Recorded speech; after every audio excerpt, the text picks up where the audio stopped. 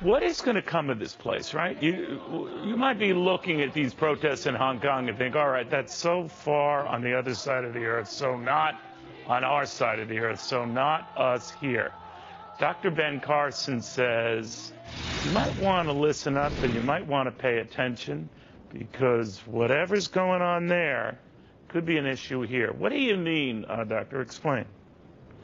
Well, you know, the people in Hong Kong have had 17 years now, which they've been under the control of Beijing, and promises were made to them that they'd be able to keep their independence.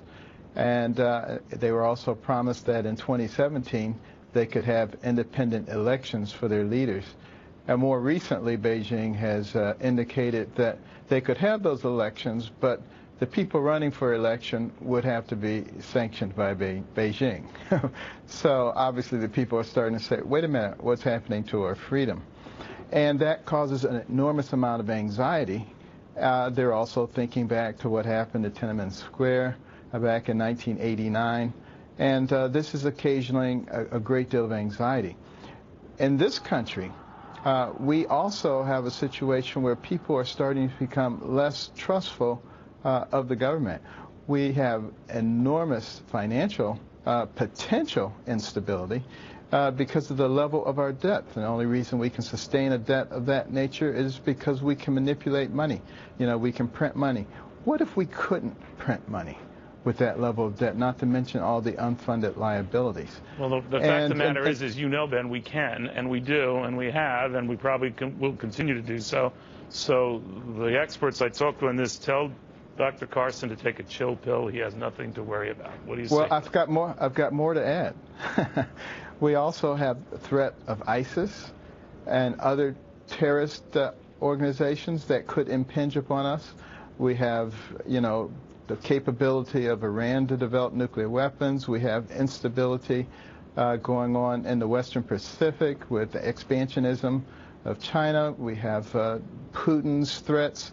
You know, there's a number of things going on around the world. When combined with what's going on here, all you have to do is think back to 2008. And 6 months before the financial crisis, right? You know, things were pretty nice. So it doesn't take very long. Well, are you saying that we're going to experience something like that again? I mean, a meltdown type of an event. I mean, we start out the show, Doctor, talking about, you know, it is October after all, a month famous for some of the most, you know, scary stock market slides in history. Are you looking at that? I sure hope not. I'm trusting in the stability of our system. We have an incredibly strong country. You must have, you know, the. But you're saying a lot of folks say maybe what we're missing are strong leaders. Your name keeps popping up as presidential timber in one poll.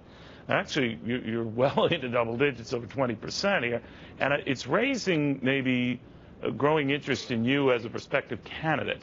Are you? Perspective, that's a correct word, yeah. Perspective. Well, when you look at numbers like that, you know, a few years ago, Doctor, outside of those in the medical community where you were widely respected and still are, most folks didn't know you. I mean, you're right up there with top presidential timber names. What do you think? Well, I think people are starting to recognize that maybe the qualification for leadership is not many years in political office. Many years in political office, if that were the qualification, I think there are a number of people that we could put on the table, and you'd say, are you kidding me? I wouldn't want them. You know, what we really need is wisdom, the ability to amalgamate a lot of information from a lot of experts and make wise decisions. And most importantly, we need to recognize that this is a country in which the government is supposed to conform to the will of the people. You're running. And not vice I think versa. you're running. I think you're running for office now. You're just laying the groundwork as we speak. Well, you could be right. All right. Well, I'm watching closely, Doctor.